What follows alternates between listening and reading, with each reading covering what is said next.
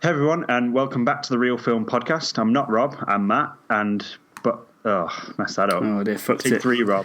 Take three. Fucked it already. It's going wrong. It's going horribly wrong. Did it perfectly the first time. Well, did you though?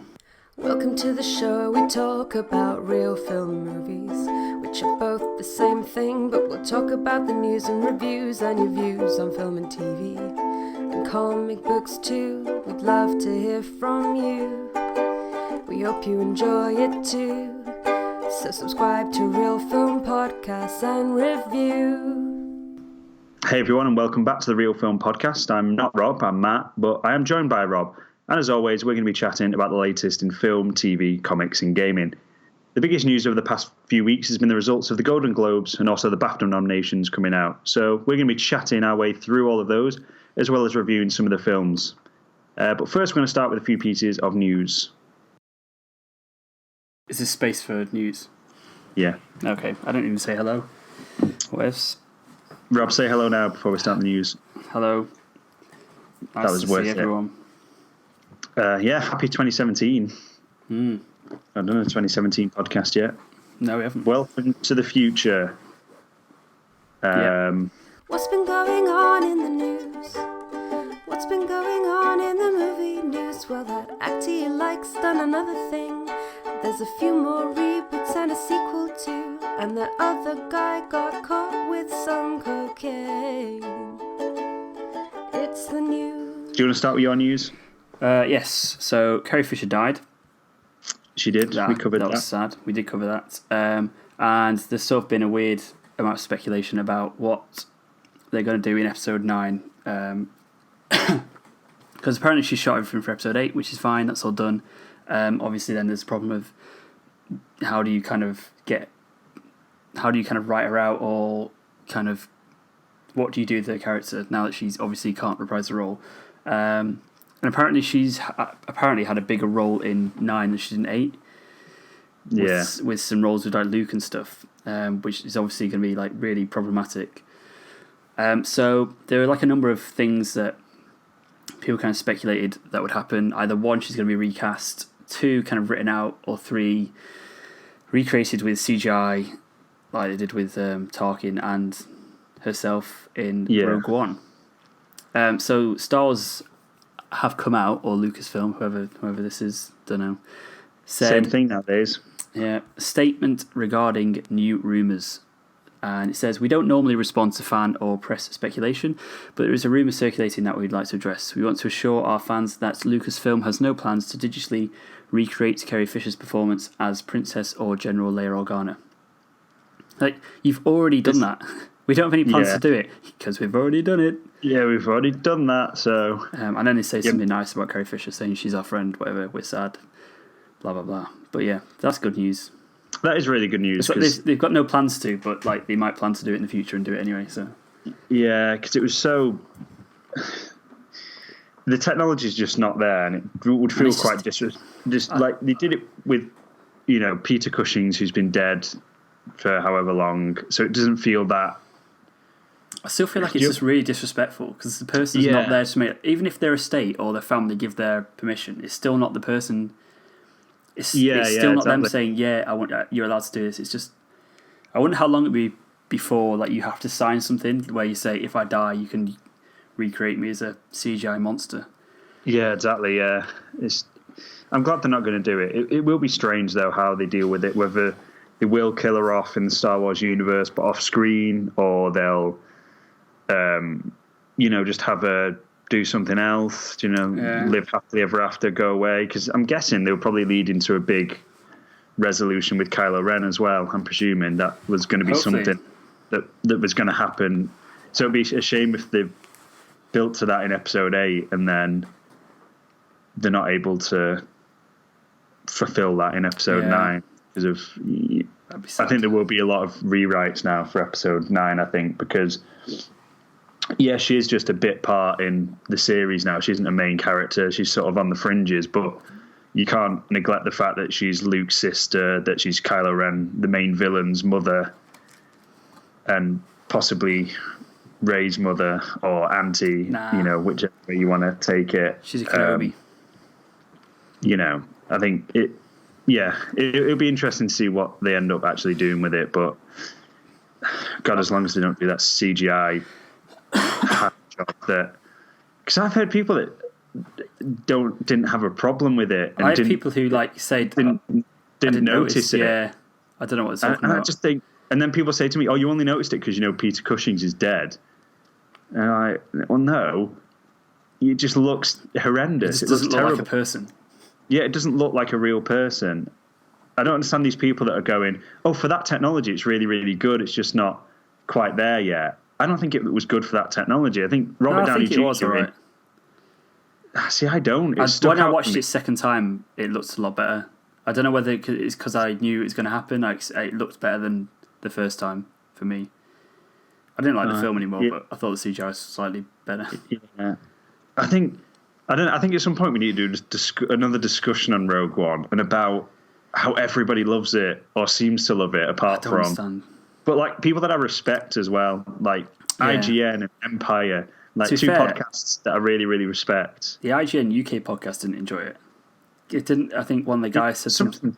One of the guys said, "No, it's like it wasn't a Rogue One thing. It was like they were afterwards saying are we different from everyone else? Because they were talking about something that they didn't have the same opinion on as other people, and they were saying, yeah, it's like Rogue One. And then someone wrote a letter in saying something like Rogue One's the best Star Wars film, and Gav was like, nah, fuck off. This is. Oh yeah, I do remember that bit. Yeah. It's like there's no character development in The Force Awakens, and he was like, nah, don't write in again. This is nonsense. Yeah. Oh yeah, I do remember that actually. But did you see? Well, I know you saw it. Yeah. IGN, I'm presuming the American IGN crew are fucking idiots. Yeah, they honestly are. They voted Rogue One the best film of 2016. It's just nonsense. It's nonsense. I just think, even if you liked that film, I did. I enjoyed that film to a certain extent, but it's still just above the rest of the prequels. How can you? I mean, did you see any other film that year? Did you see Arrival? Yeah, did you see Spotlight? Did you? The Revenant. Did you see Civil War? Did you see anything? Yeah. Yeah. It wasn't even the best blockbuster of the year. Yeah, exactly. I don't understand. I don't get it. I preferred Star Trek Beyond to that, to be honest. And there's no way in my life I ever thought I'd say, actually, I suppose prequels excluded, but in this present day, I'd never sort of voluntarily watch a Star Trek over a Star Wars. Yeah. Apart from the prequels. But now you would. Now I would. Now you would. Is that the end of that news? Yes, probably. Yeah, so... You're in charge now, Matt. You're driving the bus. Yeah, I'm driving the bus straight off a cliff. And next bit of news is a bit different for us. We don't usually cover this thing, but in my intro, I did say we talk about gaming. So we do sometimes. We're going to talk about some gaming. Oh, we do gaming on YouTube. Gaming on YouTube. Check that out. Yeah, and this is that the Nintendo Switch had their official launch thing. I don't know, conference info thingy happened yesterday or the day before or whenever. Yeah. So it's going to launch on the 3rd of March, and it's going to be going for £280 in the UK. But I was looking that up, and people... Well, at first, it's weird because someone shared the link to me from the Nintendo magazine, and in the headline it says it's £200. Then you go in the article and it's £280, the Switch. So sneaky. Game, Amazon, Zavvi, everyone's selling it for $279.99. And then, which I was expecting more around the 200 mark. That was the rumor that it was going to be 200 quid, which I kind of thought that's cool, because you get handheld, you get your console as well. Like I was really, if it's £200, I was really considering maybe getting one at launch. But now it's like £280, and then that's not even with a game. And PS4 cheaper than that. Yeah, and the specs aren't going to be anywhere near as good. No, they're not. And then Breath of Zelda, is it? Breath of the Wild? Yeah, the Zelda game, which is their launch game, which there were rumours that was going to get pushed a few months because it wasn't ready, which would have been a massive knock for them, because their whole thing was Zelda's going to be the launch game for the Switch, which, they've not had a proper mint Zelda game for years, I don't think. But they've confirmed that will be on launch. But then that's 60 quid. Yeah, the games are horrendously expensive. It's like, so you spending what, like £340 on the Switch and one game. And apparently, Breath of the Wild will take up half of the capacity of the console. Wow. In terms of memory, and it's only 13 point something gigabytes as well. So the Switch is less than 30 gig of memory, which that's crazy. I really like the idea though, and I do really want one because it seems like a really cool concept, and I really love like Mario games, and there seems to be a lot coming out that could be really cool. Like the Super Mario Odyssey thing, where it's that sort of not like 3D Mario, kind of Mario 64 style game, which I really liked back in the day. And even the Zelda, like I've never really been into Zelda, but even that was really cool. But I just think I can't justify spending nearly 350 quid for a console and one game. For a console and one game, when I got my PlayStation for that much, which, you know, there's so much more capacity to a PlayStation. There's going to be so many more games on a PlayStation that I want to play. That's pretty crazy. So I'm a bit sad about that, actually. People are still raving about it. Like my friends, I don't think they've actually read the article because they were saying they were happy about the price. But I think they've seen the headline, tagged us in it, and gone, look. It's like, well, go on the actual article. You see it's £280, and then it's £60 for a launch game. Yeah, I don't think it's that. It's not terrible. 60 quid for a game is ridiculous, but it's not ridiculous. I think if it had the capabilities of the Xbox or the PlayStation, then you wouldn't be saying that's ridiculous. I think it's more the fact that it's not a very powerful console. So it's two consoles, isn't it? Really? It is, yeah. I mean, I do want one. I think it's £80 more than I was thinking, and the game's about £20 more than. It's expensive, yeah. I think it's the game really that. It's a weird time to launch it as well. March. Yeah, you kind of think, £270. That's more than I was expecting, but maybe I'm willing to pay that for a really cool console. But then you go £60. Like Xbox, PlayStation games aren't that much. When I never spend more than 40 quid in a PlayStation game. Exactly. So I think spending £70 on, you know, it's a lot of money. Zelda. Yeah, and I'm sure it'll be good and it looks really cool, but it's a lot of money. Yeah. But I don't know how much I play it either, because all Nintendo's consoles, apart from the N64, I've always had as a secondary console. Yeah, exactly. Yeah, same. Like the GameCube was always our secondary one. We had a Wii for a bit, which is a secondary console. Yeah. It's never been like the main console, so... And Nintendo should know that, really, and charge less. Or maybe they're trying to break the market, but they're not going to break the market of PS4 and... Yeah. Because they're a completely different sort of thing. I mean, they've definitely tapped into a market with this. I think the capabilities of, you know, playing at your home on your TV and then just being able to pick it up and take it on the go. That's really cool. That's so cool. And I really, really want to be able to do that. But 350 quid for only one game. It's a lot of money. I mean, to be fair, though, you can probably do more in it than VR. Yeah. VR's 350 quid for the set. I keep thinking I'm going to buy it, but then my friends came around last night and we played a bit of VR. And we played have you seen the bomb diffuser one? I've heard of it. Where someone's wearing a VR headset and there's a bomb in front of them and they have to explain like what's on the bomb. And the people watching the screen have like information, like if there's 4 wires and one one's red, cool. Cut this wire. So the person doing the VR has to cut the wires and stuff. That's really cool, but once you played it a couple of times, it's not 350 quid. No, it's not. And it's like, Hat played the Resident Evil VR demo. 2 minutes of playtime. I did the Battlefront X-Wing mission, again, like 5 minutes. The Batman VR is like 30 minutes. They're all just experiences. Yeah. So in that respect, if you think it's 400 quid for VR, I know it's like an amazing piece of technology, but I think the Switch, you're probably going to get more out of it for your money. I would say. Well, I think that's it. It's more. I think VR is kind of one of those things that you'll buy, and like the gaming industry is not sure how they're actually going to. That's my problem with it. That's why I've not bought it yet. And at some point they'll figure out how they're going to do it. I think is what they're doing with that. I don't know if I come into a lot of money, I might buy if I win the lottery Switch. But I've also got my car insurance in March, so maybe I won't. I've got a wedding to pay for. Yes. So I'm not buying shit.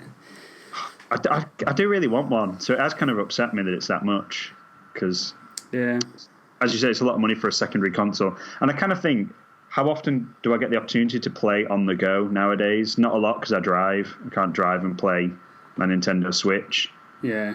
Because I would probably genuinely play that on the tram or whatever. Do you know if you were playing at home and you went, I've got to get to work now, but I want to keep playing. I've got this level. You just take it on the tram and finish your level. That should be really cool. But then I drive, so I can't. So your point's kind of pointless, really, isn't it? Well, that's what I mean. Yeah. Maybe it encourage people to take public transport. Yeah. Green future. Green travel. Yeah. Climate change doesn't exist. So, according to the leader of the free world. Yeah. That's all I've got to say about that. Yeah. Maybe I'll get one. Maybe I won't. I'll just wait to see what everyone else says. I never buy stuff on launch on faith. Yeah. You got to wait till the dust settles and then see where it's going. Yeah, definitely. Yeah. See where the Switch goes and see what games they start releasing for it, I think. Is that everything? Should we move on to our main topic of the day? Main topic, yeah. And that is the awards season is upon us. Yeah, we'll probably do another one when the Oscars come out as well. But yeah, we'll do a big Oscar thing. But do you want to put a theme tune in? I don't know what theme tune you'd use. I'll do La La Land. La La Land theme tune. Put it here. Dun, dun, dun, dun, dun, dun, dun, dun, dun, dun. Yeah. Dun, dun, dun. So the Golden Globes have been and gone. The winners have, been announced and everything. Safe to say the big winner is La La Land.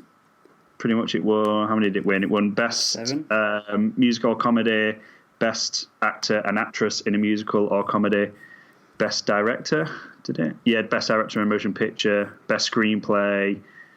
Presumably it won Best Soundtrack as well, did it? And Best Song, probably. Best Original Score, yeah, La La Land.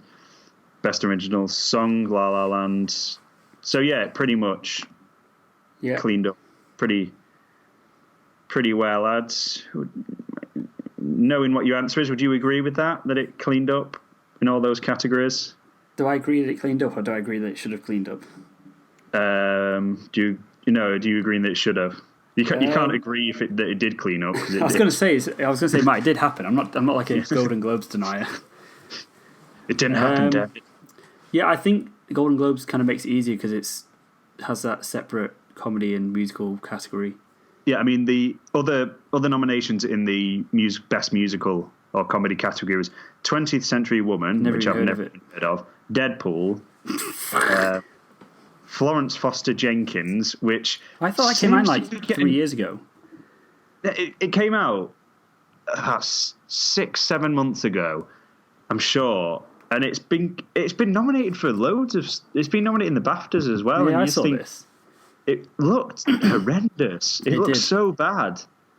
Like, I saw bits of it and just thought...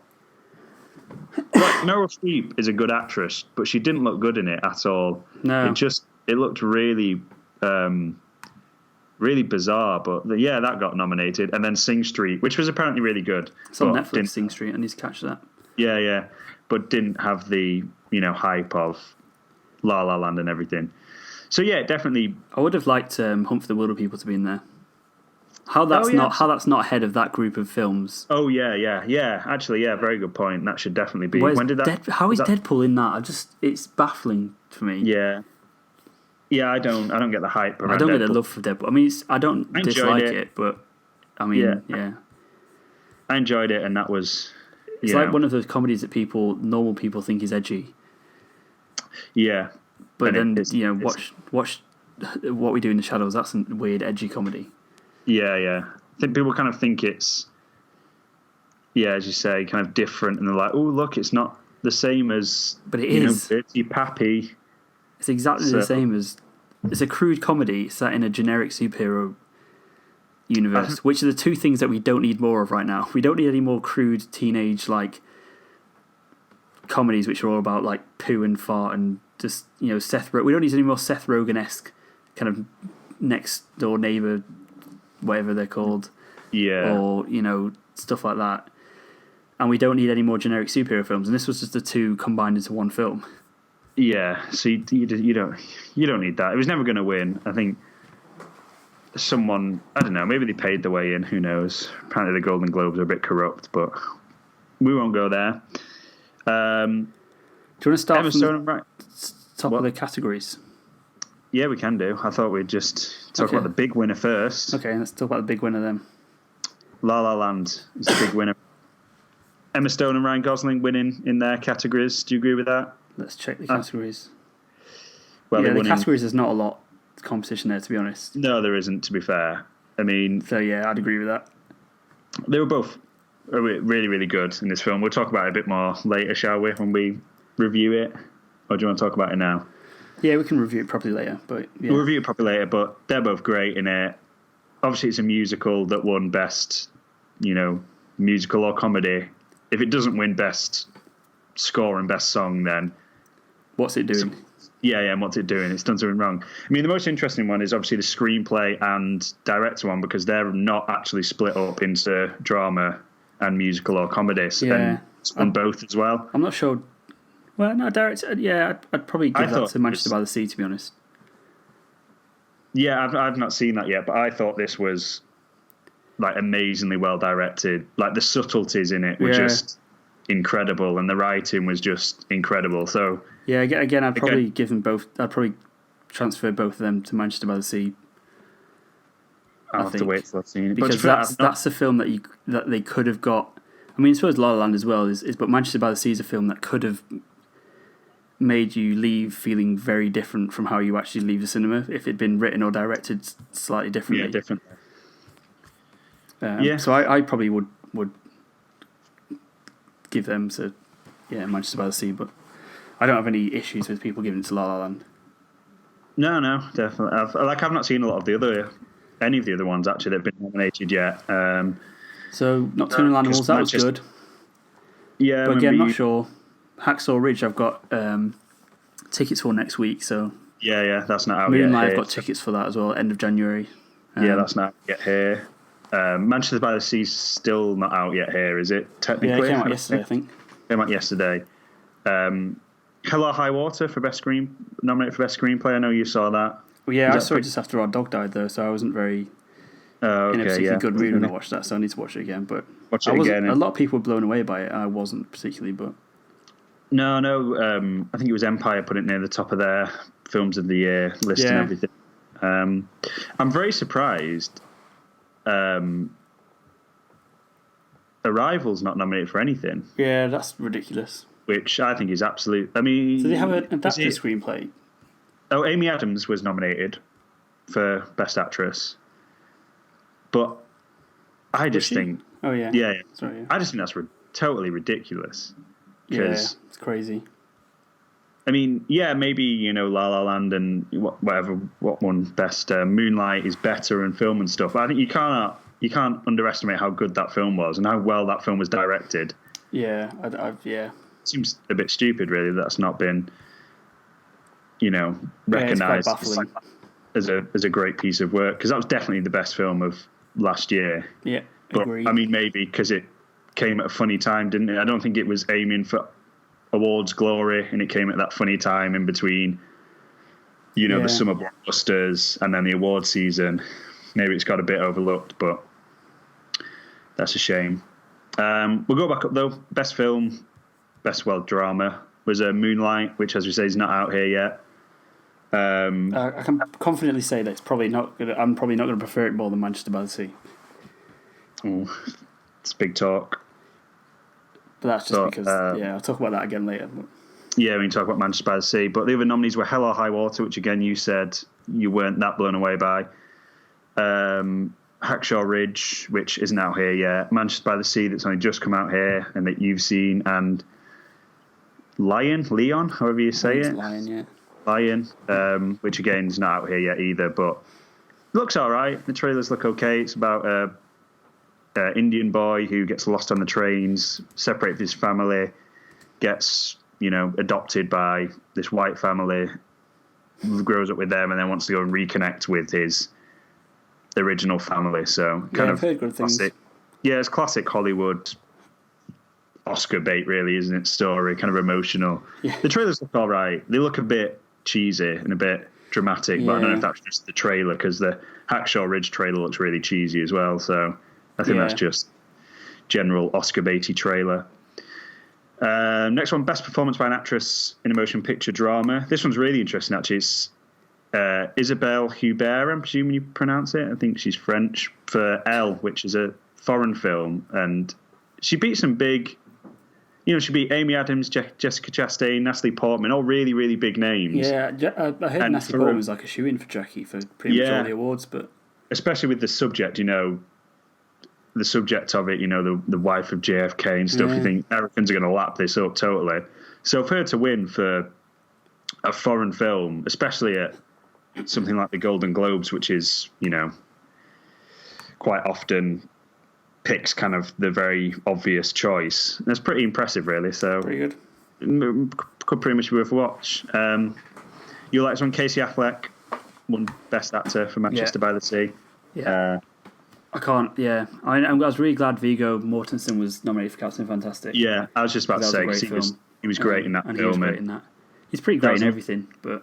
He is, but he was really, really great. I mean, that was a film, again, that obviously wasn't aiming for Oscar. It was just an indie film that was really, really good, and it's nice to see he's been recognised by that, but Casey Affleck looks like he's pretty awesome in Manchester. Honestly, I've rarely ever connected to a performance more than that, to be honest. The thing is, I think because his character, Hat came out, we came out afterwards, and she was like, "That's basically like you as a character." So I don't know, connected. But it's really interesting that Casey Affleck, I mean, he's been around, he's done things. Obviously, he's Ben Affleck's brother, but he's never really wowed me in anything. Have you seen Gone Baby Gone? No, I've not seen Gone Baby Gone. That's on Netflix. I started watching it last night. Yeah, he's watching it. The main thing I'm remembering from is Good Will Hunting, because obviously Ben Affleck wrote that with Matt Damon, and then obviously got Casey Affleck to play a part, and he's just this really irritating Brooklyn kid in that. Yeah, he's a bit annoying. So I find him annoying in everything apart from this. That's what I mean. So it's kind of, he must have really pulled it out to... Didn't he do that weird mockumentary of Joaquin Phoenix? Did it? Where Joaquin Phoenix had pretended to quit acting. Oh, yeah. Did he direct it or something? I don't know. Was he involved in it somehow? And he pretended that Joaquin Phoenix... It wasn't really a mockumentary. It was like a fake documentary about Joaquin Phoenix. Because Joaquin Phoenix pretended in public that he'd quit acting and stuff. So weird. That's very strange. Probably. But yeah, that. Yeah, really good performance. Yeah, we'll run through the other ones quickly. Supporting actress in a motion picture went to Viola Davis for Fences. I'm not sure when that's out, actually. Let me check. I have no idea what it's even about, but it's got Denzel in it as well, so he was nominated as well. But I'm gonna Google when it's out, because I've not heard anything about it, actually. Anything at all. Release dates. It's already out in America, but... It's really annoying to do this. Pittsburgh... Let's have a look. I don't know, all I've seen is a poster that's up in the cinema, and it's a really, really bad poster. It's really terribly photoshopped, so that's kind of the only impression I've got of that film at the moment. But... Was Michelle Williams good in Manchester by the Sea? She was nominated. She doesn't have an awful lot to do. What she does do is she's got one scene in particular with Casey Affleck that's incredible. Like the pair of them are just incredible. She's always really, really good though. To be fair, she's really good in it. And no, I won't spoil it. But you see loads of different sides of her character in very, very short periods of time. Yeah. Okay, Friday the 10th of February, Fences is out, so maybe that will be worth watching. Because both the actors have been nominated for best, Viola Davis is good. Yeah, she is good. Aaron Taylor-Johnson won for Nocturnal Animals in the supporting role. Incredibly creepy in that. But he's good. I mean, he's very good, yeah. I don't know how Jeff Bridges is in that, to be honest. Oh my god, I didn't even realise that was Jeff Bridges then. I'm looking at the picture that they've got on the Golden Globes website, and it looks absolutely nothing like Jeff Bridges at all. It's really weird. It's really setting me off. Hello, High Water. He just does Jeff Bridges, basically. He's nothing special. Nothing special. It's just kind of solid. It was good because it's Jeff Bridges, but it's just solid. Yeah. What's Dev Patel is? Yeah, supporting. I thought he was the main character. Yeah, I was just about to say this. Dev Patel was nominated for the best supporting actor in a motion picture, but he's the guy that goes looking for his family. So how is he? Maybe there's a twist. Yeah, maybe he dies after 10 minutes. Maybe, yeah, because it's got Rooney Mara in it as well. Yeah. So I don't know. That seems weird. And the Big Bang Theory guy, which seems really bizarre again for Florence Foster Jenkins. Guy. Yeah, it's bizarre that maybe we need to watch this film. Maybe we do. I remember seeing it come out. I think Mum will like that, but it was shit. I remember seeing it and just going, "That looks." It looks like you could watch it and laugh at it because of how kind of odd it is. But Hugh Grant as well, wasn't it? Yeah, Hugh Grant got nominated as well for leading actor. Who knows? Interesting. We've already covered director, covered screenplay, best animation. I know you won't care about this. Zootopia or Zootropolis, whichever you want to call it, won. Other nominees were Moana, My Life as a Zucchini, or My Life as a Courgette, depending on. Sing and Kubo and the Two Strings, which I really want to see Kubo and the Two Strings actually because that's really, really cool. I've seen Moana and Zootopia. I'd say Moana was probably the better. I enjoyed more anyway. Zootopia's got a lot of underlying racism metaphors and stuff that are a bit aren't very subtle. No, they're not very subtle. No, but that's just my personal preference. Apparently, Sing's not supposed to be very good. Apparently, it's supposed to be very average animation. I thought the trailer looks all right, actually. The trailer looks all right, but all the early stuff, because it's not out here yet, all the early stuff I'm hearing is, that's all right. So, I like nothing wrong with Zootopia winning, but apparently Kubo and the Two Strings is supposed to be really, really cool, and it didn't win, so that's a shame. Because that was like stop motion as well. Okay. So it's nice to see something like that getting recognition still. Yeah. Foreign film was Elle, which I've not heard much of, but could be worth a watch if she won the best actress and stuff as well. Yeah. So could be interesting. Pardon? Son of Saul, is that nominated? No, it wasn't. No. Was that last year?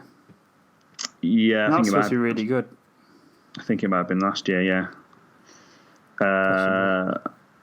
Talked about original score, best song, which is I'm really glad that.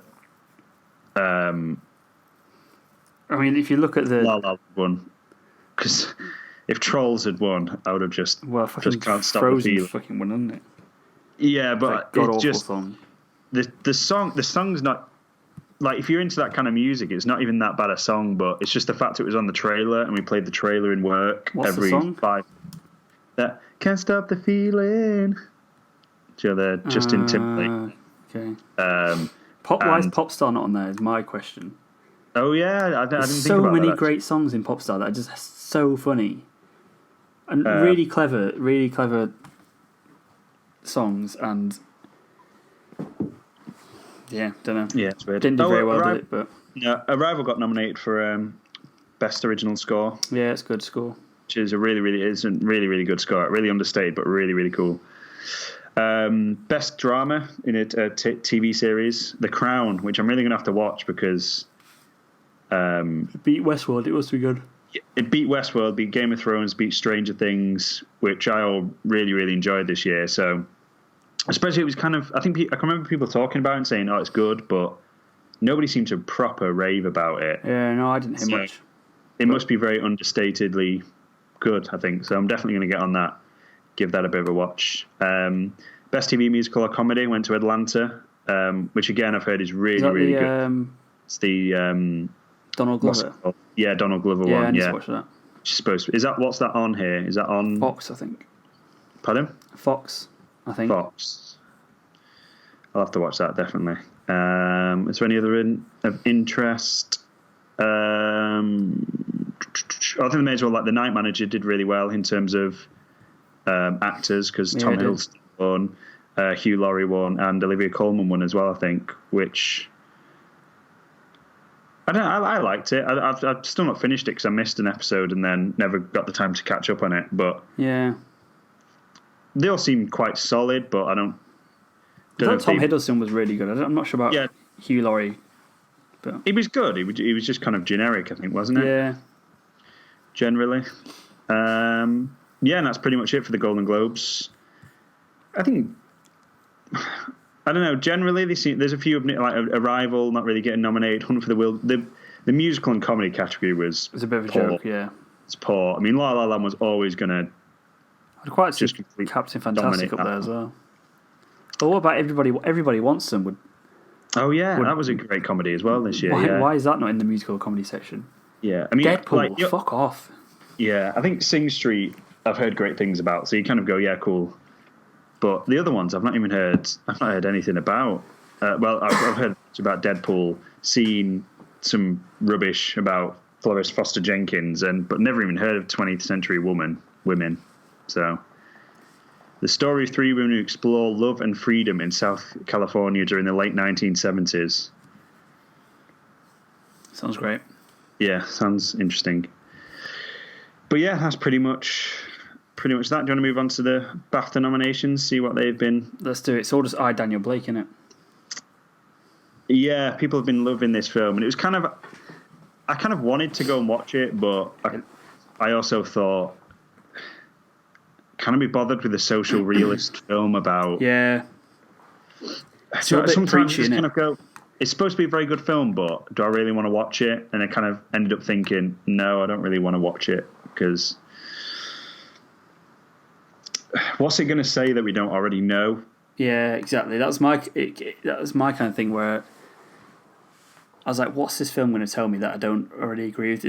And it looked very like over sentimental as well, and like, oh, the people who work in job centres are the bad guys, and the bit where there's a bit in the trailer where he's like, there's a woman who can't get benefits or something, and he's like, do you mind if she goes in front of everyone? And then starts having a go at the guy who works there. And you think, the guy's just doing his job. Like, I have a real issue when people have a go at people who are just kind of doing their job. Yeah, it's the system that's broken, not the people doing his job. Exactly. I mean, we didn't see it, so we can't really pass too much judgment on it. But the trailers didn't make me want to watch it at all. Like, the main guy, people said he's amazing. He didn't look amazing. But he didn't look like he was acting. He looked like he was just saying words. He's a stand-up. He's not an actor, that's why. He's a stand-up comedian. Yeah, it looked very, like, Amdram, sort of. Yeah, I didn't think the acting looked very good, so...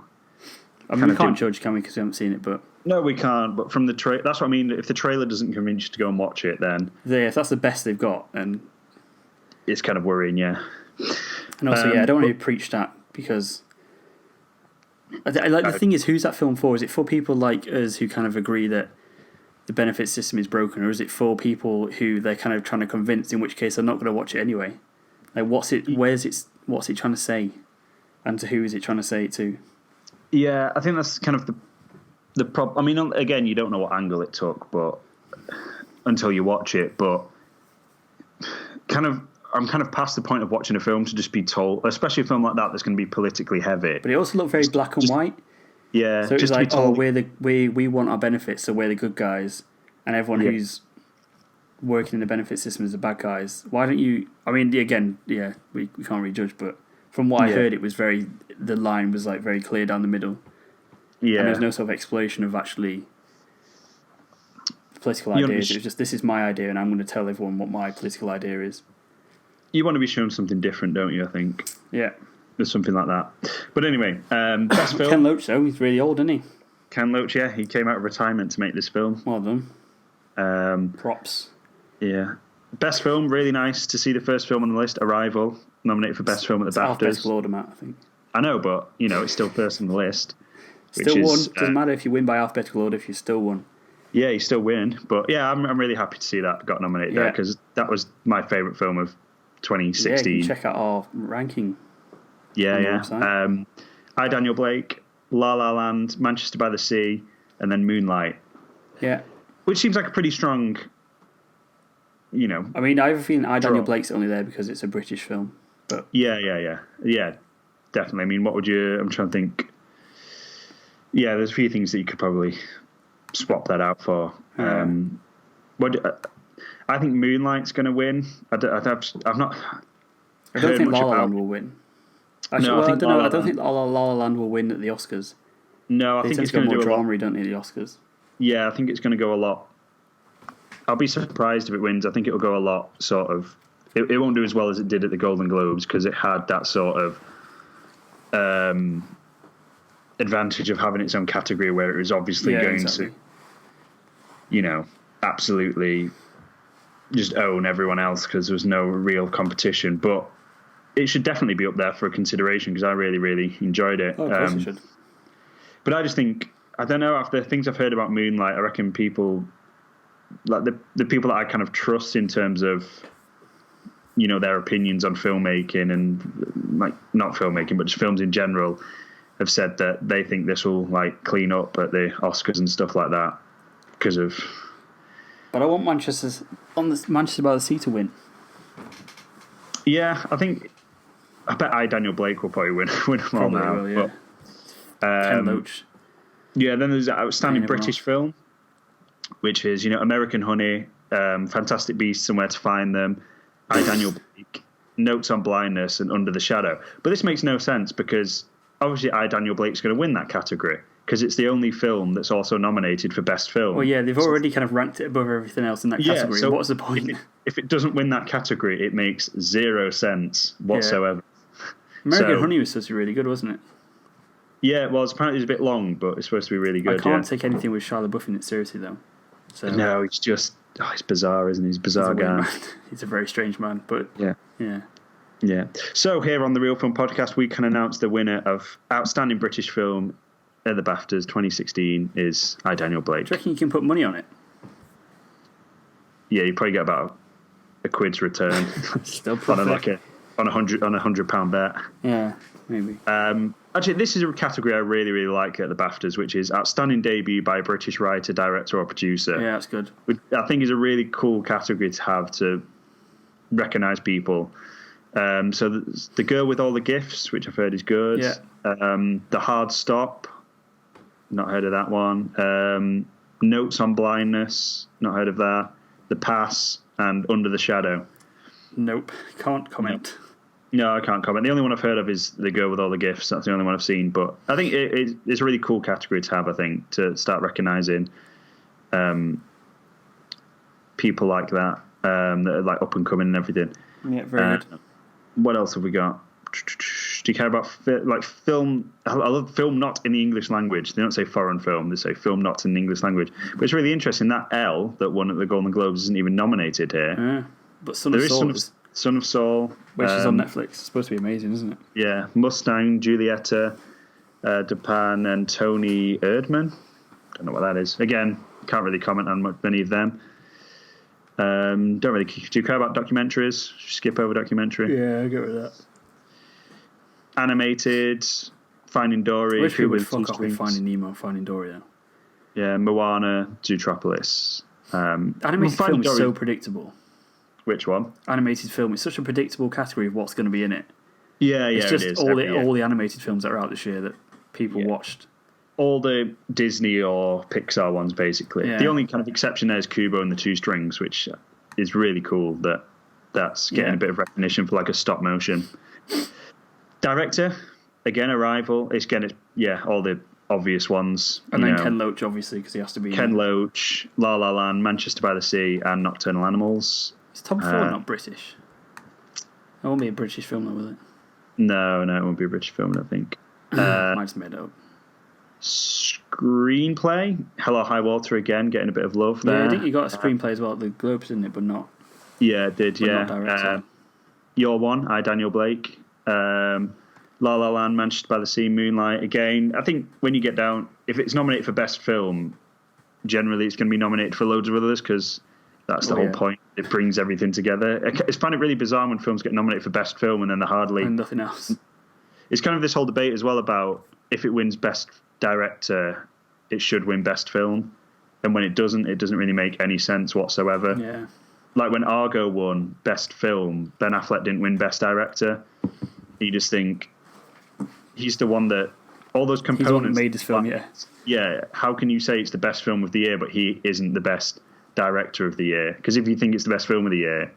So it's like if someone wins the Premier League and they'll get manager of the year, but if someone like keeps someone out of relegation...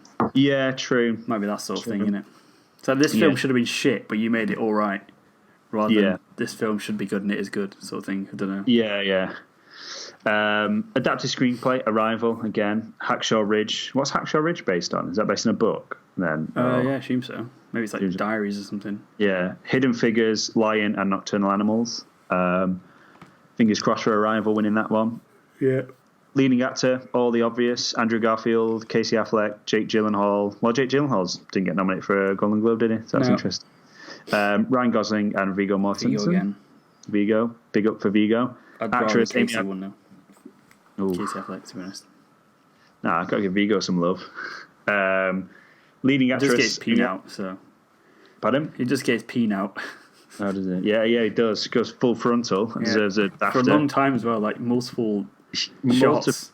You said, just a penis. There's a lot of there's a lingering shot and it cuts away, you think, they're not going to show it again, and then just cut back to it, and then cut away again, and then cut back to it.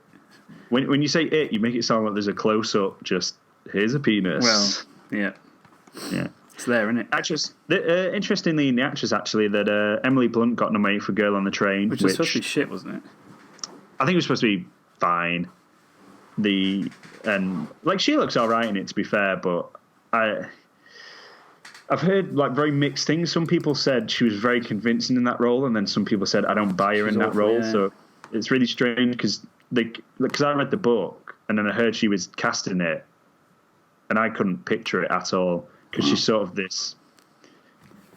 supposed to be this ugly, slightly overweight, alcoholic, proper rock bottom woman. Which no one's going to cast that in a Hollywood film, though, are they? Yeah, but you don't really associate Emily Blunt with any of those things, really, do you? Others, Emma Stone, Meryl Streep, Natalie Portman, all the obvious ones. Supporting actors and actresses, everything obvious from all the above films. Music, Arrival, Jackie, which, I don't know. When's Jackie out here? Don't know. Soon, I think. I'm going to Google it. Jackie, UK's release date. 20th of January. My birthday. Cool. Go watch it on my birthday. Nah. Why is Silence not nominated for Best Music? Don't know, Rob. Because there wasn't any. There wasn't any. The trailer music was so cool, though. Yeah, it was. I was really looking forward to hearing that, and then I was like, oh, they're not using music in this film, are they? Interesting that... Well, I thought... We've got our opinions on Silence that we'll talk about, but I'm surprised it's not been nominated. I'm surprised, particularly for cinematography. Yeah, it's really interesting that it's not really been... And production design, all those sort of ones I feel like it should be. Just the aesthetics of it was so good. I thought it was very award baity as well. It did have similar sort of vibes to The Revenant, where I didn't quite connect to it, but I could see why people would enjoy it from a technical perspective. I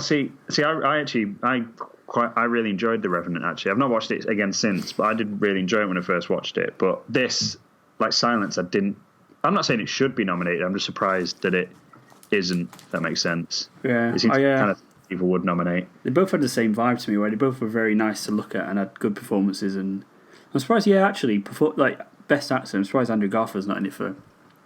Maybe he's better in Hacksaw Ridge, I suppose, but...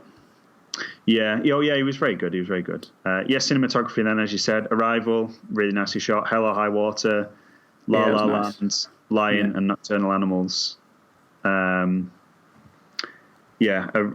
La Land was so well shot. Really, really nice. I'm trying to think if there's anything... In widescreen, wasn't it? Yeah. Which probably nobody knows what it means. Everyone's really shot in widescreen. It's like, do you know what that means? No. Editing, Arrival, Hacksaw Ridge, La La Land, Manchester by the Sea, Nocturnal Animals.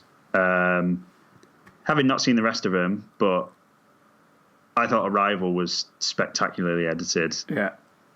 That should, again, not seen any other ones, but that is just... It's not misleading, the editing, but it's so cleverly done that you don't second guess it until you know what's going on. Yeah. It's so clever, so clever. But La La Land's really well edited as well, but I think Arrival should win that one. Hail Caesar getting a production design nomination, which, is pretty... Didn't get a lot of hype, Hail Caesar. People didn't quite love it, did they? No, I think that's the only thing that it's got going. Have you got the nominations? Doctor Strange as well.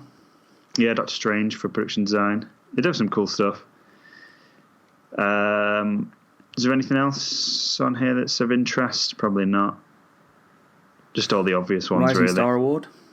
Oh, Rising... Yeah, Rising Star Award, who I only know Tom Holland, so he'll probably win that one. Lucas Hedges is the guy in the Sun in Manchester by the Sea. Oh, okay, cool. He's amazing in that as well, so... Yeah. Out of him and Tom Holland, I've not heard of anyone else, but he is... It's public vote. Tom Holland's going to win it. Yeah. Spider-Man's going to win. Spidey's going to win that one. Cool. That's the BAFTA award nominations then, and pretty obvious. Are you happy? Do you think there's anything missing? I'm not surprised that I'd like to see more for Captain Fantastic and Hunt for the Wilder People, but I'm not surprised they're not there. And everybody wants them as well. Yeah. I'm surprised they're not up there. And I would like to see Popstar for the particularly the comedy ones and the musical ones, because that was really... It was really cleverly funny as well, and it didn't get anything. But I think it's just the timing, isn't it? Sometimes. All the Nice Guys, even. Oh yeah, I'm looking through my list of. I give it 5 stars. That came out over here in June. Yeah, I'm surprised that's not up for a comedy. If you look at that comedy category, particularly in the Golden Globes, is really, like, I mean, there's so many better films. Swiss Army Man, actually. Yeah. I'm surprised that's not up there. Daniel Radcliffe in that is incredible. And again, that comedy category is so poor. You might as well put Dirty Pappy in that. You might as well. Comedy category. Now, I think... Maybe it's just because he knew La La Land was going to win. He's just like, well, what's the point? We'll just put... Yeah. Swiss Army Man's probably too offbeat, isn't it, to nominate? Yeah, possibly, but... Can you nominate an actor for playing a farting corpse? Like... Yeah, because he's really good in it. Yeah, I don't know. Yeah, they were my top 10 of the year. Cool. Spotlight and Big Short were last year's sort of thing, weren't they? Pardon? The Spotlight and Big Short were last year's. They were nominated last year. Yeah. Yeah, Everybody Wants Them. I thought was incredible. Oh yeah, that was really, really good. But it just came out at completely the wrong time for. Yeah, it did. To be noticed, really, which is a shame. Do you know what I'm annoyed has not got recognition in? It's not even nominated for anything in either the Golden Globes or the BAFTAs, and that's A Monster Calls, which I know you've not seen yet, but I saw the other day. Is this a segue? Yeah. Well done. Guess you went to the cinema this week. We saw some films and we watched some Netflix. Listen up to our ill-informed opinions and then go and see it all anyway. Because who knows, not us, but we'll rate it anyway. Our review's up on the website now that I wrote for it, my 5-star review. I absolutely loved it. I thought it was one of the best things I've seen in your life in ages, and it was such like a powerful film. And I understand like people have given it like 4 stars and gone, oh, some of it's a little bit messy at times. And I wouldn't say it was messy. I just think some of there's a few scenes where it isn't given enough development, like a couple of storylines, like when he's getting bullied at school. Sort of, there's some parts of that are a bit generic, but just the end of that film and the power of the kid's performance is just something else. I don't understand how you can't nominate that, or at least nominate him, or do you don't just nominate it for something, because the performances were like incredible, and like I've not seen a performance that powerful for ages, so I don't understand how he's not been nominated for something like at all. It's completely ridiculous. But I think it's going to be one of those films that doesn't get the recognition now, but it will kind of, people Do you know, people kind of like feel fondly about it, I think. Yeah. It's kind of a really hard placed film, I think, because it's got kind of these fun fantasy elements and stuff, but it is, I wouldn't say it's a hard watch, it's not like an unpleasant watch, but the last half an hour is like really, really emotional. But everyone just go and watch it, basically. Just go and watch it. It's such a good film. I don't think the trailers do it justice for what it is and what it's going to be, because it kind of pitches this, oh, look, it's a fantasy film, but there's this underlying backstory of him dealing with his mum dying. But it's kind of the other way around, that it's a story about a kid dealing with his mum dying. But the way he deals with it is he, draws his pictures and, thinks up these stories and everything, uses his imagination to try and get a bit of escapism and stuff. And like, it just, something about it just like really, really resonated with me. And it's so sad. It's like, I was expecting it to be a little bit sad, but not ridiculously sad. I mean, I think it was someone on the IGN podcast said that it really, really resonated with them, but they said, oh, well, I went through something similar when I was a kid, so that's why it affected me so much. But then I don't think, like, you don't have to have, one of your parents doesn't have to have died for you to empathize with this, like, kid. I just think it's really, really well written, really well done, and it's kind of like really real. Like, he's really emotional, and there's like this one bit where he says something, and you just go, "Yeah, I get that." And like towards the end, and you kind of, you can't really say much about the ending without sort of spoiling it quite a lot. But I definitely think people should go and check that film out. And I'm at a loss to understand why this hasn't been nominated for something. I mean, it didn't even get special effects. Like the effects of the monster were really, really cool. But yeah, that's what I've seen lately. Cannot comment. I've seen a lot of people kind of either love that or be a bit underwhelmed by it. But yeah, I don't know. I don't like. I know it's not a film that's going to be for everyone, but like I really, really loved it. And that was the first film I saw in 2017. And it's going to be hard for something to top that in terms of being kind of like blown away by a performance, like at the end of it. I think it'd be hard for something to knock that off the top for me. Do you know the first film I saw in 2017? Go on. What was the film? I saw Silence. Scorsese's 30-year-old love project. Yeah. Sort of a religious sort of epic without any sort of message or kind of point to it. Yeah. It's very well made, because I saw it as well. It's well made. But as you say, it doesn't really have a point. It doesn't have a message, I don't think. And I think a film like that, you need to say something. If you're talking about religion, you kind of need to have a point to make, I think. And I don't know, it just didn't affect me that much. And I was watching it. I wasn't bored, but if I'd been at home watching it, I probably would have like been on Facebook throughout a bit of it and tweeting and stuff, because I feel like you could have missed like an hour of the film in the middle and then carried on watching it and it still would make sense. Yeah, because there's a lot of, oh look, yeah, they're trying to find Christians again and kill them. Yep, they're still doing it. They're still trying to find those Christians. Still trying to find Christians. And like at first I thought, oh, maybe it's because I've never believed, I've never had like a faith, that it didn't resonate with me, because I was just going, well, all these guys are mental, because they're all getting, like, I've never had that emotion about something that, that's not real, arguably doesn't exist.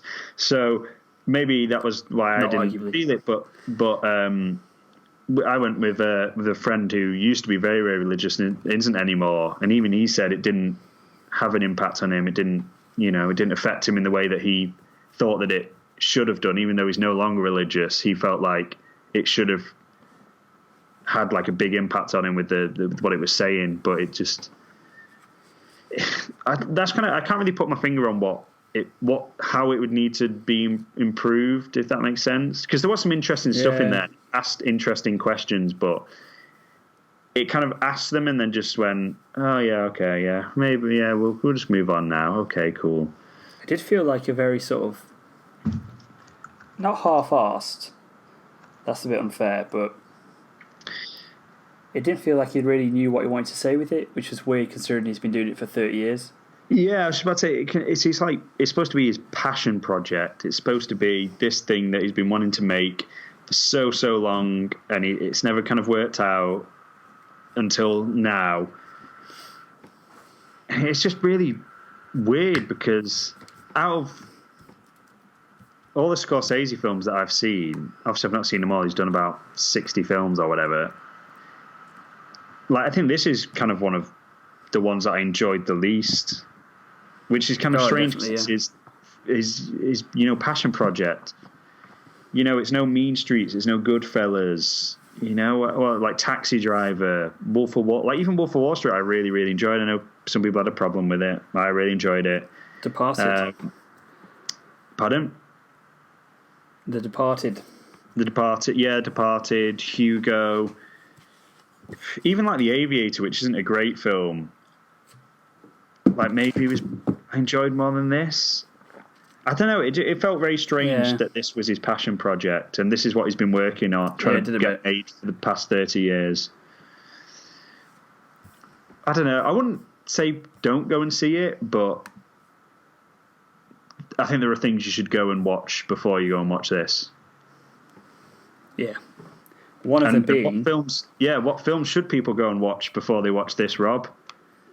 So, hey, you've seen some good things recently. Go and see Manchester by the Sea, because La La Land will be out in cinemas for ages, because it's a big, all singing or dancing musical that's very loud, making a lot of noise. People are going to want to see Ryan Gosling because, nice looking guy. Ryan Gosling's sexy. All the women are going to flock to the cinema because it's him, and it'll make a lot of money because of that. But go and see Manchester by the Sea, because that probably is not going to get anywhere near the same amount of attention from the general public as La La Land is going to get, and it probably won't be at cinemas very long. But that's like you were talking about with Monster Calls and how you kind of connected to it. This was a film for me that it's all about kind of like a Monster Calls, about grief and loss and sorrow and like horrible things and guilt, and you kind of leave the cinema kind of feeling not depressed like you probably should do, but kind of melancholic rather than downright depressed. There's kind of an uplifting kind of thing there, and that's mainly because of Casey Affleck is absolutely phenomenal in this lead role. He kind of brings it's funnier than you'd expect. Like, he makes his character's kind of like this loner, this kind of grumpy guy. He's quite sarcastic, and he's kind of very closed off and likes his space and just wants everyone to leave him alone, really. And then he gets told he's his nephew's guardian. And just the way he kind of deals with that in a really kind of deadpan kind of way is both equally quite funny at times, but also really, really, really depressing. And his relationship with his nephew as well is really funny, because he obviously doesn't know how to be a parent, and his nephew doesn't really know what his relationship with his uncle. Like, when he's asking his uncle, can I have a lift somewhere, or can I have some money, or can I invite a girl around? And he's like, do what you want, mate. I don't care. Yeah, because he's sort of kind of as a parent, but doesn't really. There are a lot of moments where you are really, really funny, but equally he shows such a range in that performance, but it's a very understated range. Yeah. I can't really explain it. It's not an over-the-top emotional performance by him, but that's what makes it so good, is because it's so realistic. He's very his character's obviously very trying not to feel the emotions he's obviously feeling, and trying to ignore them and just close himself off, but he can't do that. And it's so good, honestly. Yeah. That blew me away. Honestly blew me away. I think that's it with a film. that does centre around a very depressing or emotional thing. You can't just have it really depressing all the way through. You've got to have different tones, because at the end of the day, film can be art and it can just send a message, but people aren't going to get far into your film if it's just really, really depressing. I think you've got to have those switches in tone and everything that, and those bits of humour that will keep people going. And like, it's good that it, as you say, it didn't end on just really, really emotional, sad kind of thing. Well, it kind of does, but it's not like, it doesn't just leave you kind of like depressed. La La Land, where it ends kind of somewhere it's almost like a compromise. Yeah. It's like a realistic kind of endpoint that would happen in real life, which makes it kind of sad, but you kind of accept it. Yeah, I think it's kind of like, it was interesting with A Monster Calls, because that's a very, very depressing film. I'm not going to spoil what happens, but the end is very, very emotional, the last 40 minutes or so. But like, at the end, I wasn't sat there going, "Oh, I'm so depressed now." I think there's something you, like, if you read into it right, there's something you can take from that's the A same Monster with Manchester by the Sea. Yeah. That's what you need in a film like that. You can't just have it depressing and then end, because unless it's a message you're trying to send, like a Black Mirror episode where you want people to look at themselves and be like, "You're disgusting." You've got to have like a bit, even if it's sad, a kind of, as a real life element to it of like, things are going to be okay sort of thing, not just life is horrible. Life is depressing. Things will get better. Like, it's bad now, but things will get better is what you kind of need, like a really depressing film to end on, if you're going for that. Yeah. Yeah, it's really like him and his nephew have so many like great moments, just really like sweet, like warming kind of moments. But they're not. The thing is, it's not over sentimental. It's really well judged, and like that. I think that's the directing. He's got them to do exactly what they have to do. Rather, because that could be a film where people are just crying all throughout the whole film, and but it's perfect. And Casey Affleck's incredible. Honestly, like, I know I'm hyping it up a lot, but I rarely come out of a film and feel this strongly about a film. Yeah, that's not got Batman in it. I hate Batman v Superman. Yeah, exactly. No, definitely. There was another film you mentioned that has a real life ending, Rob. That's La La Land. I was gonna go from Affleck to Affleck. Oh, go from Affleck to Affleck. Do that. That's better. Cut this out. Little bro to big bro. Yeah, go do it. Okay, I'll cut it out. Yeah. Speaking of Affleck. Ooh. What about big bro Affleck? Big Batfleck. Big Ben Batfleck. Big Ben Batfleck has fourth film?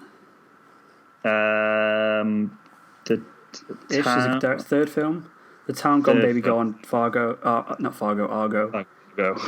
I think so. Anyway, he's done a few good films. He's done all films that people really seem to like. A lot of films that everyone's said, this guy's actually pretty good at directing. Let's make him do a Batman film. Fourth film. Gone Baby Gone. Fourth film. The Town, Argo. Then this. Argo, yeah. So everyone's saying this is kind of the weakest of the bunch. And I've not seen The Town or Gone Baby Gone yet. No, I've not. And again, this is a film, he was talking about this on, I think it's at IGN, where he's talking about the Batman, saying he needs a script before he starts anything. And he spent like a year and a half on this script, apparently, before it was right. And I've seen a lot of people really, really down on this. And I think that's probably because it's Ben Affleck, and it had really high expectations on it because of what he's done. He's not put foot wrong so far, and he's, at least as director, he's done a lot wrong as an actor. Yeah. But it's sort of about this gangster who, and it's kind of a love letter to gangster films of sort of an era gone by. And then I can't remember what year where it's set. It's like early 1900s, I think. And it's about this kind of this guy who doesn't want to be a gangster, and then he becomes a gangster, and then it's sort of about a revenge mission, and it's kind of not about revenge, but it's about getting better as a gangster, and it kind of like, it's a bit jumbled, and there's a lot of different plot threads going on. And to be honest, when I was watching it, I was it's not anywhere near Goodfellas, but it has that similar sort of theme where there's very like distinct moments in the film where it feels like a completely different film from like at the start, and there's moments where it feels like the characters are very different people at this point than they are at the start. There's a lot of different kind of themes as well, without ruining it, that pop up that you kind of not expecting to pop up, and then they kind of disappear a bit, and then they kind of come back, and it does feel kind of like Affleck's character doesn't go through an awful lot, and he doesn't show an awful wide range in his performance, to be honest. I still enjoyed it. It's decent. I think it's like 2.5 hours long. It's quite a long one, but it's all right. It's fine. It's good. I didn't have a particular problem with it. If it could, the script did need some. It needed someone more objective to look at it and cut bits out, and it starts really strong and then it kind of loses its way a bit, and it kind of tails off a bit. But there's some really nice bits where he's kind of gone his own way and done nice things, and then there's bits where he does like a generic kind of scene in it. Yeah, like he'll put in like a typical gangster scene, which feels kind of shoehorned in, and it doesn't quite blend the two that well. But it's a decent watch. It's fine. I wasn't bored. I enjoyed it. It's getting too much stick for my 3. Yeah, probably 3. It's good. Yeah, it's getting too much stick for my liking. It's not a bad film. I don't really understand where the hate's coming from, but I think it is just that Ben Affleck effect where whenever Ben Affleck does anything slightly not brilliant, he gets slated. So yeah, it's cool. It's cool to hate on Ben Affleck, isn't it? Yeah. But yeah, it's a shame. It's all right. I wouldn't recommend it, but I wouldn't not recommend it either. Yeah. If you want something to watch, that's out. Go and watch it. But I mean, there's better films out at the moment. So. Do you want to know a better film that's out at the moment? Yeah. That we've spoken about already, sort of. La La Land, Rob. La La Land. We've both been to see La La Land. Safe to say it's probably not a film you would necessarily usually go and watch. No, I hate musicals. And I hate rom-coms. Yeah, it's kind of... My issues with musicals and rom-coms is they're never ever grounded in any sort of form of reality. Yeah. And particularly in musicals is that they always kind of do a musical number, and then the musical number just keeps going. And they're really like self-indulgent, and I don't feel like La La Land is that. It's quite grounded, quite real. The musical numbers are really well integrated into the story, into the plot, and feel quite integral to the plot. Yeah. Like their whole relationship is told pretty much, at least the early parts of the relationship are told early, like through the musical numbers. Yeah, through song and dance. I mean, the song and dance does tail off a bit towards the end. Yeah, it does, yeah. And I quite like that, to be honest. I quite like that it wasn't too over the top and too sentimental and too kind of, costumes and singing and dancing. And yeah. And again, like a rom-com, I always hate... There's none of that kind of cheesy kind of shit in it.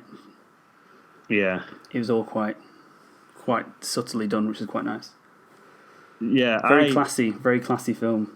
Yeah, I mean, for a musical, which I usually like. I don't know if I've read like too much into what this film, is and what it's trying to say. Oh, I think it does have a genuine message as well. It's not just a good time. It does that's what I mean. What it's doing, because I straight away was, the whole, fact that it's a musical and the song and dance numbers and stuff.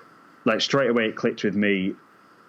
That's the director going, this whole Hollywood game of, all these people trying to get in films and everything. It's all, a big show. It's a big, song and dance. Like metaphor.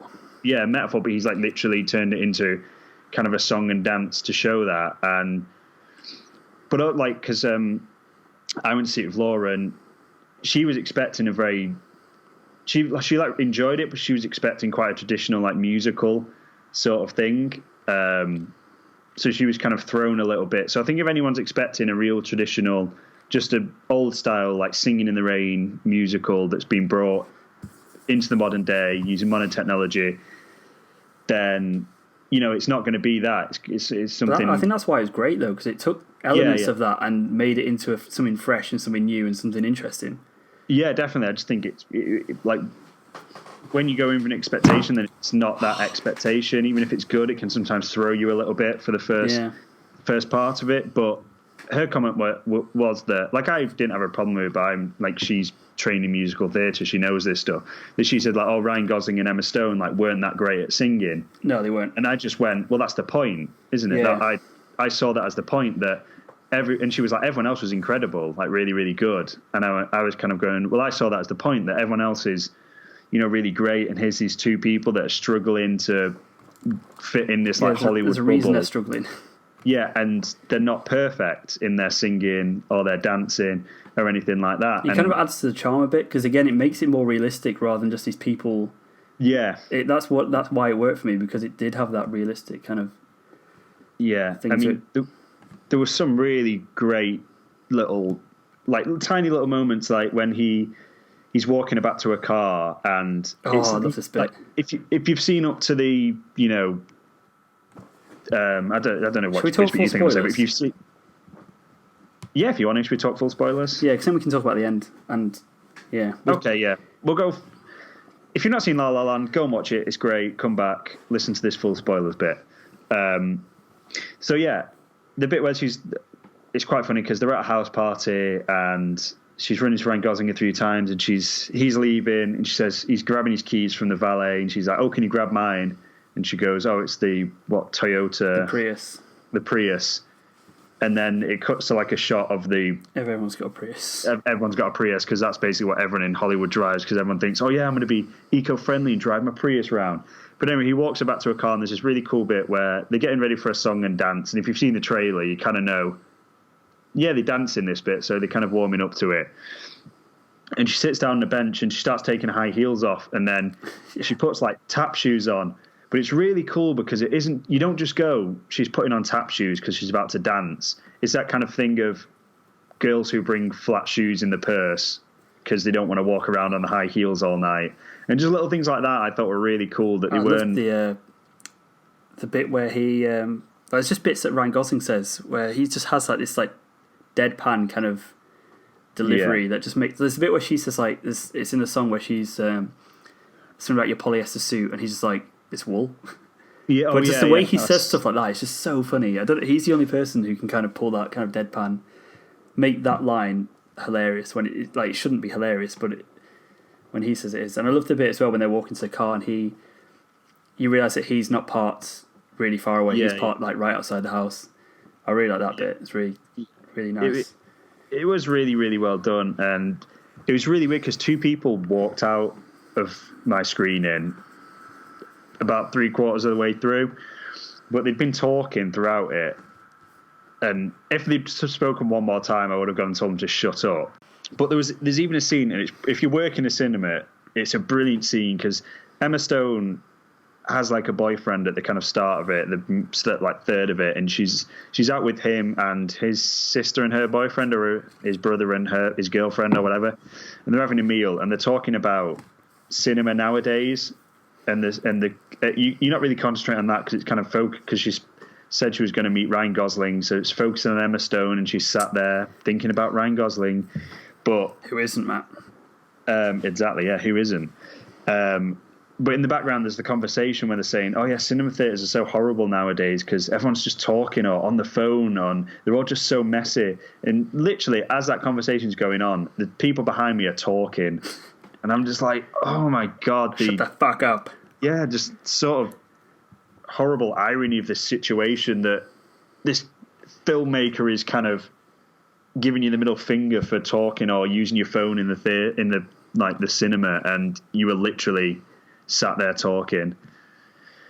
But it's just little things like that when we said earlier that I thought it was like a really, really well-directed film, it was just little things like that weren't in your face but were just... There's a lot of little moments, yeah.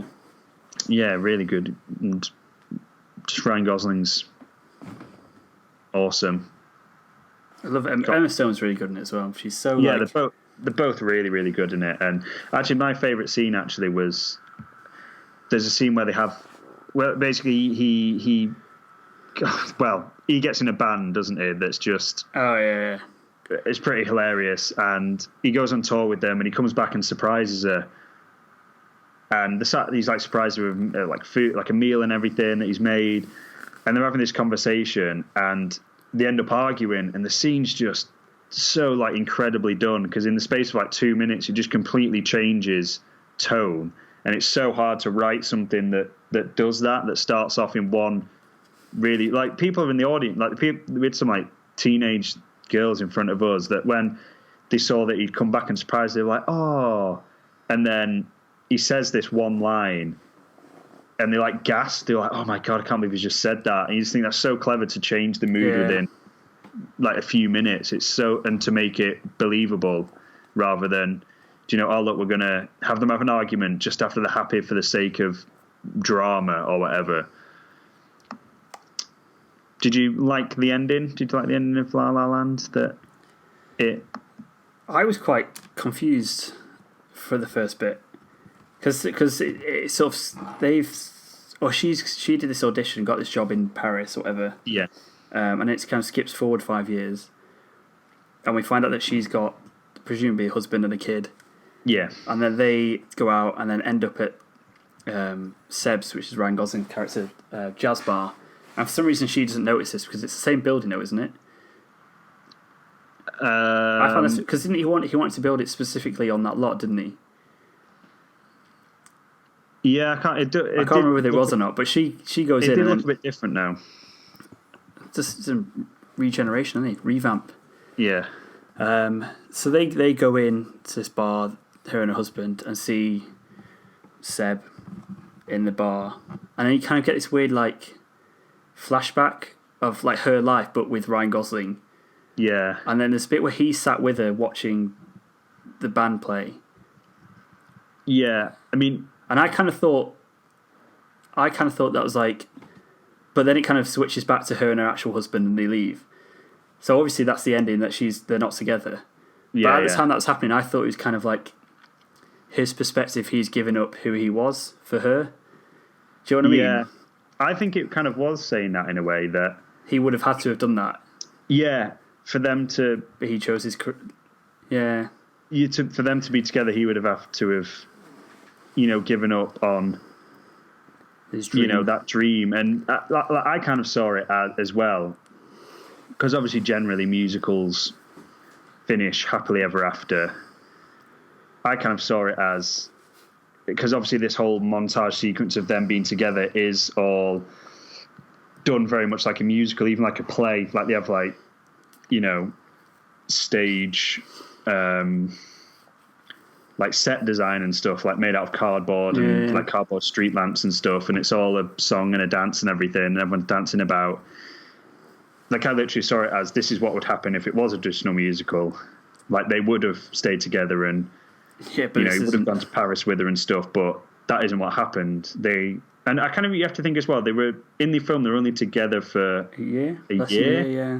And you kind of think, it was a significant relationship, but like how many people do you actually know in real life who are with somebody for a year, break up, and then it's never 5 years. 5 years later, they're still. Yeah. 5 years later, they're still hung up on him. You kind of go, it doesn't really happen that much, does it? If people have moved on, they were apart for part of the film as well. Yeah, exactly. Yeah. So I really liked it. At first, I liked it, but I was very depressed about it. Yeah, that's what I mean. I was kind of going, I kind of wanted them to be together, but I kind of get why they're not. I mean, and then you kind of think that she seems quite happy, obviously, with her family. I thought the choice of her husband, the actor who played her husband, was quite odd. Yeah, he looks about 55, and he's just, it's like, come on. Yeah, that was a bit weird. I don't know whether that was the point, to be like, I think it kind of was to be like, she's kind of settled. Yeah, I think that was probably intentional, but yeah. Yeah, true, actually, because you can't really one-up Ryan Gosling. Because if like, she'd been going out with a guy who was kind of like Ryan Gosling, you'd kind of, I don't know, would you kind of be happier for her? Or would you be I don't know. Or kind of be more kind of like, you could have had Ryan Gosling, but you've gone to a guy very similar to him. If you've gone for a guy completely opposite, then I guess you can kind of accept it more. I don't know. Yeah. No, really, because obviously you think she's all happy and everything, and then he sees her sat in the club, and then he goes and plays their melody, and you kind of thinking, oh God, he's still hung up on it, and he's still really and obviously she's it's brought up old memories for her, and it then does the whole musical montagey bit, and then she like leaves with her husband, but then they like look at each other at the end as she's leaving, and they both sort of like smile, kind of in a we've both kind of got our dreams sort of way. And I think if you do remember, they were only together for a year and everything, then it is. I know like people want a happily ever after, don't they? But maybe it was, as you say, this was a more real ending, and they both were happy. It's just that thing of, oh God, I've just run into my ex, who was a really important part of my life. Awkward. But no, I really like. It's a really enjoyable film. Yeah, I think that it's really good fun. There's singing and dancing, so yeah, that's pretty good fun.